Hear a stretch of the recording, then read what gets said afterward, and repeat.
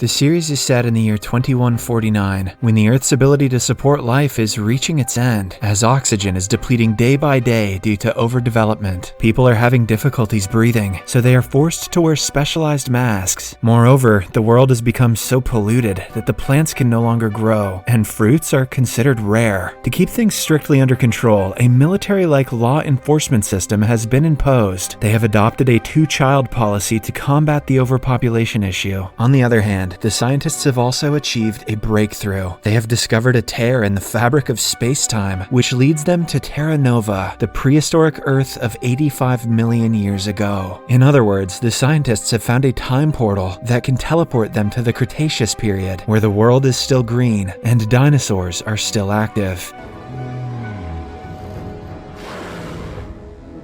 At the start of the series, Jim Shannon, a cop by profession, enters his residence wearing a rebreather, which is an oxygen mask to support airflow. Jim lives with his wife, Elizabeth, a medical officer, and 3 children, Josh, Maddie, and Zoe. In this way, despite being a cop himself, he has violated the two-child policy. Soon, he takes out an orange from his bag, and the entire family is very surprised, since fruit and vegetables are in short supply, as the family is having a good time with the orange. What does that mean? Maddie suddenly enters the apartment and warns them that she saw the population control police in the lobby. This alarms the parents, and they quickly hide little Zoe in an air vent. Shortly after, the police come in and start rummaging through the place. It appears as if someone informed them about the 3rd child. At least if they find her, her final memory will be going nuts with that orange. They search everywhere, but fail to find the little girl. However, just as they are about to leave, a scared Zoe whimpers from the vent and gets discovered. Devastated, Jim begs the cops to release his daughter, and even starts fighting them. However, he is easily outnumbered and taken into custody himself. For his offense, he's handed over an 8-year sentence. 2 years later, Elizabeth tips off a prison guard and finally manages to visit her husband. Jim is sick in his cell due to poor air quality and lack of a rebreather. As the two reconcile, Elizabeth reveals that she has been given a position as a medical officer in the 10th pilgrimage, but she is not allowed to take Zoe. The 10th pilgrimage is the 10th group of human colonists who will be allowed to travel to Terra Nova, where they can start a new life. Before leaving, she tells Jim that he is their last hope and sneaks in a rebreather. After a while, Jim checks the rebreather and finds a hidden laser knife inside. Hot damn. In the next scene, Elizabeth, Maddie, and Josh check in, go through security, and head towards the time portal. On the other hand, Jim manages to get out of the prison with the help of the laser knife and arrives at the check-in area. He slides into a restricted room where he pays a large amount of money in exchange for a certain bag. Unfortunately, the officers notice him on camera breaching the restricted area. By this time, Elizabeth and the children have already walked in through the portal, but when Jim tries to follow them, an officer stops him. Since the time portal is irreversible, anyone who reaches Terra Nova cannot return. Jim knows about this, so he elbows the officer, steals his gun, and runs into the portal to follow his family. As soon as he enters the portal, he reaches the prehistoric Earth, which is completely different from the world they just left. Jim finally reunites with his family, but when a soldier notices the weapon in his hand, he is held at gunpoint. The soldier then checks the suspicious bag that Jim is carrying, and surprisingly, little Zoe comes out of it. Seeing the entire family together, the soldiers leave them be. What you're doing is all kinds of illegal, but god damn it, you made it to dinosaur world, so have a good day. Later, as the group proceeds towards Terra Nova, little Zoe comments on the sky. She notes that she had never seen the clouds so white and the trees so green. After entering Terra Nova for the first time, the travelers of the 10th pilgrimage are greeted by Commander Nathaniel Taylor, one of the first people to enter the travel portal. He gives a short introduction of the place and assures that everyone is going to have a better life from today onwards, so long as they don't get their asses ripped off by dinosaurs. Following this, he confronts Jim and Elizabeth and berates them for breaking the law. However, when the couple pleads for a fresh start, he lets them keep their 3 children. Jim wants to stay a cop in Terra Nova as well, but given his history, Taylor assigns him to the agricultural department. Next, the family settles into their new home. Maddie and Zoe fight for their new rooms, while their parents contemplate if they made the right decision by coming to Terra Nova. As everyone is busy moving their belongings, they notice that Zoe has wandered off. Outside, a curious Zoe approaches a brachiosaur, a dinosaur species, and feeds it with some fern. Surprisingly, the giant herbivore accepts it, which makes the little girl very happy. The following day, Josh and Maddie head towards an orientation meeting where they meet a fellow resident, Sky, and her friends, Tasha, Max, and Hunter. After the introductions, Josh decides to explore Terra Nova with Sky, while Maddie prefers to learn about their new home by attending the orientation meeting. Shortly after, Sky and her friends take Josh into the jungle. They arrive at a beautiful waterfall and jump into it. Near the waterfall, Sky shows Josh some rocks where golden-colored symbols are carved into them. Since Taylor has forbidden anyone to visit this area, Sky makes Josh promise to keep the stones a secret. Elsewhere, in the medical sector, Elizabeth attends to a patient surrounded by officers. She wonders why the patient needs security, and one of the officers informs her that he is a Sixers member. Sixers appear to be a group of rebels who have separated themselves from Terra Nova. Their main goal is to overthrow Commander Taylor and rob the main colony of all its resources. Suddenly, the patient jumps from his bed and threatens to kill Elizabeth with a laser knife. After using her as a hostage and forcing the officers to disarm, the man flees. Outside, Jim notices the man acting suspicious and follows him. Soon enough, the man attempts to attack Taylor, but Jim successfully stops him. Jim knows that there is more than a mere paradise in Terra Nova, so he demands Taylor explain about the man and why he was trying to kill him. However, with everyone around, the latter insists Jim get in his vehicle for a ride. After the two reach the same waterfall from before, Taylor starts explaining about the Sixers. He reveals that the Sixers came from the 6th pilgrimage with a secret supply of weapons. However, he doesn't know why the group wants to overthrow him. Taylor then commends Jim on his bravery and offers him to join Terra Nova's security forces. As the two continue chatting, they notice a group of Sixers heading toward their colony. Wasting no time, they begin pursuing the Sixers, but realize that they are actually fleeing from two Carnotaurus, a species of carnivorous dinosaurs. Taylor and his group somehow manage to repel the dinosaurs, but they still have to deal with their arch-enemies. Mira, the leader of the Sixers, comes out of her vehicle along with the others and starts talking. She reveals that she is there to negotiate the release of Carter, the same guy who tried to kill Taylor earlier. She then brings forth a large box of meteoric iron, an extremely rare element, and proposes to trade it for Carter. Realizing that the element is too valuable to give up on, Taylor agrees to the terms and releases Carter. Elsewhere, in the jungle, Josh, Sky, and the other friends start making booze from wild fruits. While they are enjoying themselves, they hear a loud roar. Sky explains it's an axoraptor, otherwise known as the Slasher. It is a dinosaur species with colorful feathers and a whip-like bladed tail, capable of cutting a man in half. But she assures Josh not to fear, as slashers mostly hunt at night.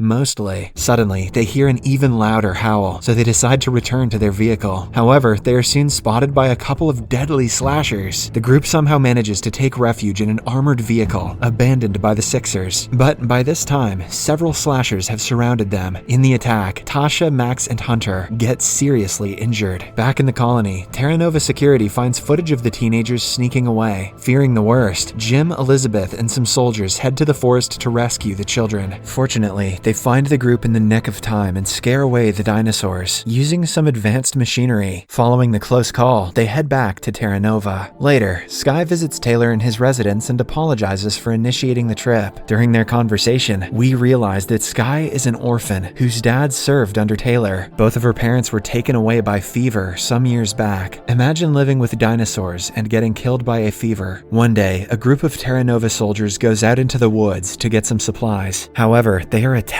and brutally killed by some unseen creatures. In the meantime, Josh, Maddie, and Zoe attend a survival seminar taught by Lieutenant Alicia Washington, the second in command to Taylor. Maddie is a smart kid, and she eagerly answers most of the questions asked by the lieutenant. Later that night, when Jim and Elizabeth start getting intimate, a creature starts screaming, so Jim goes outside to inspect. It is the same unseen animal that attacked the soldiers earlier, but Jim doesn't know this, so he simply scares it away. The following day, Taylor and Jim plan to search for the missing men, thinking it was the Sixers that attacked them. Meanwhile, Elizabeth is working in the medical sector when she bumps into Malcolm Wallace, one of her good friends from college. Malcolm tells her that he is a science officer there. That sounds made up, Malcolm. Just then, Jim walks in and interrupts their conversation. Elizabeth quickly introduces the two to each other, but when Malcolm learns that Jim is her husband, he is taken aback. In the next scene, Jim, along with Taylor and the crew, head out to the woods. While driving, Taylor asks Jim to investigate who is giving Mira information about Terra Nova. He believes that there's a mole within the colony. The group then arrives at the murder spot. When they see the dead soldiers, they notice that their faces have been disfigured. After a bit of checking around, they bring the dead bodies back to Terra Nova, and the medical team led by Elizabeth and Malcolm starts examining them. Elizabeth deduces that the soldiers were attacked from above. Just then, Jim, who is also in the lab, notices a claw-like piece on one of the corpses. With this clue, the medical officers decide to stay late to find out what creature could have killed the men. However, even after hours of research, they don't find any specimen that matches the mysterious claw. When Elizabeth returns home, Jim asks her about Malcolm. After he presses the issue, she finally tells him that she dated Malcolm for a while, before breaking it off herself, probably after learning that there's no such thing as a science officer. Later that night, the couple attempts intimacy once again, but to their bad luck, they are again interrupted by the same creature. This thing is dangerous and a pervert. This time, Josh joins his father outside, and they notice several of the same creatures there. Josh tries scaring them away with a rock, but only ends up making them angry. They swarm over the father-son duo like a deadly rash, but before any serious injury is caused, Josh and Jim make it inside the house. The next day, Malcolm examines Jim's injuries from the creatures and realizes that they're the same ones that killed the men. After treating the injuries, a curious Jim asks Taylor about Malcolm and learns that he was the one who requested Elizabeth's arrival on Terra Nova. Outside, Sky and Josh are roaming around the market when they notice a large flock of the same birds. But before they could warn the others, the birds start attacking everyone. They leave the place after a few minutes, but by this time, several residents are seriously injured. Meanwhile, Malcolm recovers one of the dead birds and concludes that they're an unknown type of pterosaur, a species of flying reptile. In a meeting with Taylor and his crew, Malcolm deduces that the pterosaurs may be migrating. Taylor reveals that years ago, he and Lieutenant Alicia had discovered thousands of eggshells while digging the ground on which Terra Nova sits today. But since they were already hatched, the officers thought the creatures had long since moved on. Additionally, the shells made the ground so fertile that they decided to make the settlement in this location. Hearing this, Malcolm concludes that the pterosaurs are attacking them because Terra Nova sits upon their breeding grounds. Since the medical officers do not know much about the new species, Malcolm and Elizabeth tell Taylor that they will need a live male and female specimen of the pterosaurs to try to come up with a solution to defend against them. Next, Jim prepares to head out of the colony to get the specimens, while Malcolm details him about the species. However, instead of listening, Jim confronts him for still being in love with his wife, as he was the one who requested her presence in Terra Nova. This shocks Malcolm, and he defends himself by saying that he called Elizabeth, as she is the best medical officer he has ever known. A while later, Jim returns with the two said specimens. After studying the creatures, Malcolm and Elizabeth discover that they can produce an extremely powerful pheromone that could be used to lure all of the pterosaurs away from the colony and to another location where they can breed. As more pterosaurs continue to arrive at the settlement, Taylor orders the security team members to be stationed all around the colony. Mark Reynolds, a young soldier who evidently has a crush on Maddie, comes to her home for security. On the other hand, Josh also brings Sky to keep her safe from the creatures. Soon after, a giant swarm of pterosaurs invades the settlement and starts wreaking havoc. A few of them force their way into Jim's house via the air ducts. Mark, being a soldier, tries to scare them away but only ends up getting his ass knocked out. Despite this, Josh and the group fight valiantly and hold off the creatures long enough to lock themselves in another room.